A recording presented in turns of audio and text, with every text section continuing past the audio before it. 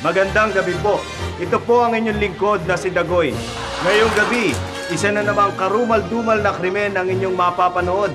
Isang matinding kaso na humantong sa pagkakakulong ng isang tao. Lahat ng yan dito sa ating programang Kabangga.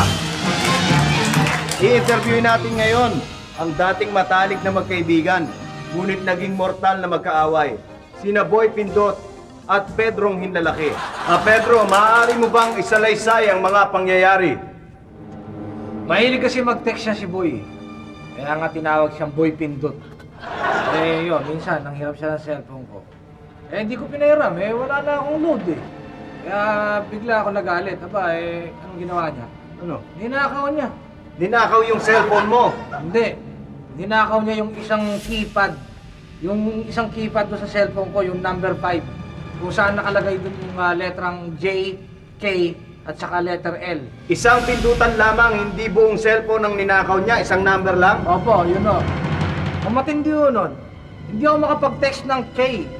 Doon sa keypad na number 5 Anong K? Yung pagka may nagtatanong sa akin, kunyari may nagte-text sa akin, how are you? Hindi ako makasagot ng K.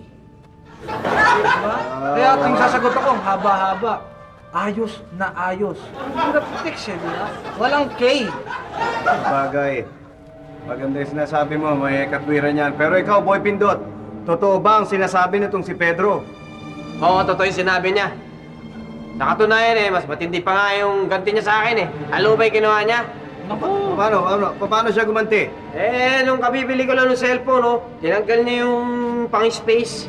Yung space na pindutan? Oo, yung number 8. Yung nasa ilalim ng number 8? Yun pala, yun. Oo. Tinanggal na yun. Zero. Hindi ako makapag-space. Ang hirap mag-text. Pero may yung ka-text ko, haba-haba nung binabasa niya, dahil wala ako space. Pangit. Ahirap. Pangit. Ahirap. Tama lang yan magnanakaw ka kasi. Ako magnanakaw. Hindi mo naman alam kung gaano kahirap mag-text kung walang K Ikaw, matindi yung ginawa mo sa akin. Galit sa akin. Ano gusto mo? Sandali! Marami pong nakasaksi sa pag-aaway ng dalawa.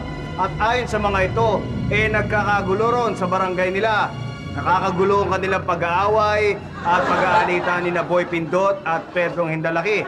Kaya nagpasya silang ipakulong na pareho ang dalawa. Pakinggan natin ang salaysay ng mga saksi. Itinago natin ang mga mukha nila upang sila ay mapangalagaan. Isa ako sa mga nakasaksi sa away ni na Boy Pindot at Pedrong Hinlalaki. Kaya lang ayaw ko rin lang humarap po at magpakilala na akong nakakita dahil kasi pati ako at itong kakambal ko madamay ho dyan sa gulo nilang yan. Pero alam nyo, yung dalawang yan, yung away ho talaga nila talagang gulo sa barangay namin. Isa nga rin ho ako sa nagpakulong sa kanila dahil magulo ang pag-aaway nila ni Boy Pindot at saka ni Pedrong Hinlalaki. Marami yung nadadami sa barangay namin kaya isipan rin ho namin ang wakasan ng panggulo nila. Sana nga ho huwag ako makilala nila para naman hindi nila ako balikan pati na rin ang pamilya ko, di ba? Yan po ang salaysay ng mga nakasaksi. Kaya tandaan, kung merong mga karumal-dumal na krimen na gaya ng inyong nasaksihan, huwag mag-atubiling tumawag dito sa aming programang Kabangga. At ito po ang inyong kabangga, si Dagoy. Ay, salamat po. Chip. Chip, lalabas na ako, Chip. Chip! Direk, paano ako lalabas dito? Direk, paano ako lalabas dito? Lagi. Sandali, hoy! Okay yan Si Dagoy ako! Action star ako!